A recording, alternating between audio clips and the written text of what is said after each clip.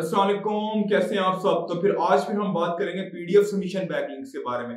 PDF submission backlink बहुत ही ज्यादा authority backlinks और बहुत ही इजी बैकलिंक। जस्ट इसके अंदर आपने फाइल्स को अपलोड करना होता है। उससे पहले मैं आपको एक स्टोरी दिखाऊंगा। अगर एक शख्स 16 ग्रेड में जॉब कर रहा है, वो भी गवर्नमेंट एम्प्लॉय, और वो एक हफ्ते में अपवर्क पे पहला ऑर्डर हासिल कर लेता है जस्ट मेरी वीडियोस वॉच करने के बाद, और 3 दिन में, एक या दो या सिर्फ 3 दिन में 15,000 पे अर्न कर लेता है, मतलब $50।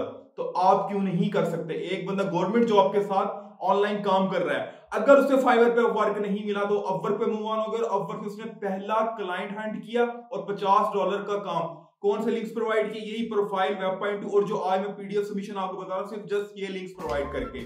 उनकी स्टोरी भी मैं आपको शो कर रहा हूं। तो आप भी इजीली आराम से घर बैठे 50 से 60,000, 1 लाख रुपए तक महाना इजीली कमा सकते हैं, लेकिन आपको एफर्ट्स करनी पड़ती है। तो आज मैं बताऊंगा पीडीएफ सबमिशन बैकलिंक्स आपने कैसे बनाने हैं। पीडीएफ सबमिशन बैकलिंक बहुत अथॉरिटी बैकलिंक्स है, कंपटीशन बहुत ज्यादा कम है इसमें, और इजीली आप अच्छे पैसे बना सकते हैं। इसके अलावा PDF submission Google doc submission में भी आ जाता है, पीडीएफ सबमिशन में भी आ जाती है इसकी चीजें। आपने सिंपल जस्ट पीडीएफ की फाइल बनानी है। पीडीएफ की फाइल लाइक जैसे कि आप सीवी की फाइल बनाते हैं, या फिर गूगल डॉक की फाइल भी हो सकती है।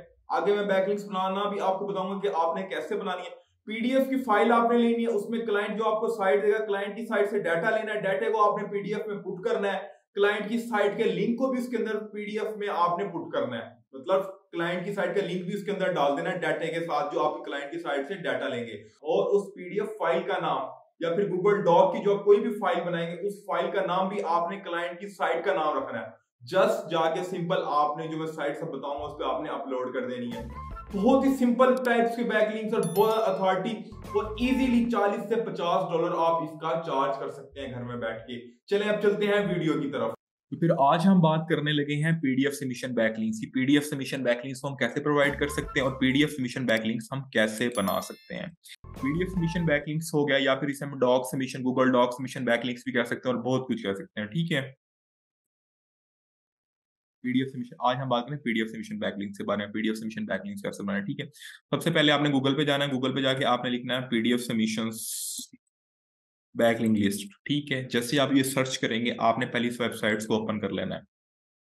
अगर आप इसके 50 बैकलिंक्स भी बना लेते हैं पीडीएफ सबमिशन के तो बहुत हैं। 20 बैकलिंक्स ऑलरेडी शीट में प्रोवाइड कर चुका हूँ लाइव आपको, बाकी इधर से बहुत ज्यादा बैकलिंक की शीट आप बना सकते हैं। ठीक है, इसमें से कोई भी एक बैकलिंक्स में बना लेता हूँ। forshare.com पे बना लेते हैं। ठीक है, सबसे पहले आपने पहले की तरह इसे आपने जाके गूगल पे पेस्ट करना है। अब हम बनाने लगे हैं PDF submission backlinks. PDF submission backlinks भी क्लाइंट कह सकता है, गूगल डॉक बैकलिंक्स भी कह सकता है, कुछ भी कह सकता है। जैसे आपको पता है ना कि पीडीएफ क्या होती है, मीन से किसी भी फाइल को हम पीडीएफ कह देते हैं। जैसे हमारी जिस तरह एक सीवी भी होती है, वो भी एक पीडीएफ की फाइल में होती है। सबसे पहले आपने इसे साइन अप कर लेना है अपने जीमेल अकाउंट से। आपके जीमेल अकाउंट से ये साइन अप हो जाएगा। अब हम बनाने लगे हैं पीडीएफ सबमिशन बैकलिंक। ठीक है, क्लाइंट इसमें से हमें कोई भी साइट दे देता है, कहता है जी ये मेरी साइट है, इसके ऊपर मुझे बैकलिंक्स बनवाना है। ठीक है, मैं उसने मुझे दे दी, मैं उसकी साइट पे गया। साइट पे जाने के बाद मैंने उसकी साइट का आर्टिकल कॉपी किया, एक फाइल में जाके पेस्ट कर दिया, पीडीएफ की फाइल में पेस्ट कर दिया, और साथ में ही उस साइट का लिंक भी मैंने उस पीडीएफ के अंदर पेस्ट कर दिया।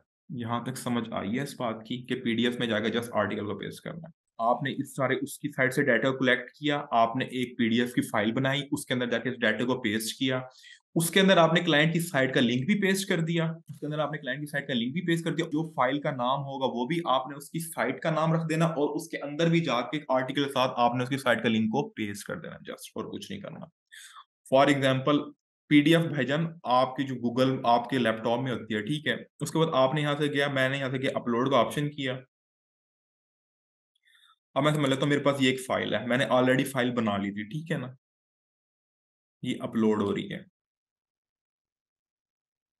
ये एक फाइल अपलोड होगी। ठीक है, मैंने इस फाइल के अंदर, जैसे पीडीएफ आपकी सीवी होती है, उसके अंदर जाके मैंने क्लाइंट की साइट का डाटा को कॉपी किया, उसके अंदर जाके पेस्ट किया, क्लाइंट की साइट का लिंक भी मैंने उसके अंदर पेस्ट किया, उसके बाद उसे मैंने सेव कर दिया। सेव करने के बाद उस पीडीएफ फाइल का नाम भी, उस पीडीएफ फाइल का नाम भी मैंने ये रख दिया। ठीक है, जो डॉक की फाइल होती है, कुछ भी नहीं करना, उसके अंदर आपने डाटा को पुट करना है। पुट करने के बाद आपने उसका नाम रख देना है। Is that clear? PDF file बनाना सबको आती है, वर्ड पे बना लें या पीडीएफ पे बना लें, कोई मसले वाली बात नहीं है। पीडीएफ ऐप नहीं बनानी, पीडीएफ फाइल होती है ना जो सना, जो सिंपल पीडीएफ फाइल होती है, सीवी बनाते हैं हम, किसी चीज में कोई डाटा पुट करते हैं, उसकी एक पीडीएफ की फाइल बनानी है। पीडीएफ सबमिशन बैक लिंक से आपको पता चल रहा होगा। उसमें जाके आपने क्लाइंट के डाटा को कॉपी करना है, कॉपी करने के बाद उसके अंदर पेस्ट करना है, पेस्ट करने के बाद क्लाइंट की साइट का लिंक भी अंदर पेस्ट कर देना है, और उस फाइल का नाम क्लाइंट की साइट का नाम रख देना है। ठीक है? हाँ जी जी, प्रेजेंटेशन या असाइनमेंट की जो फाइल होती है, बोर्ड बिल्कुल सही कहा मैमूना ने। उसके बाद ये मैंने अपलोड कर दी, अपलोड होने के बाद मैंने इस पर क्लिक करता हूँ, क्लिक करने के बाद से मैं दूसरे टैब में अगर मैं ओपन करके देखता हूँ तो ये कैसे शो होती है। ये पूरी फाइल उसकी अपलोड हो गई है, साथ में उसकी साइट का लिंक भी यहाँ पे शो हो रहा है। इसके बाद हमारा सिर्फ ब्लॉग कमेंट रह गया, कोर्स में आपका एंड होने वाला है।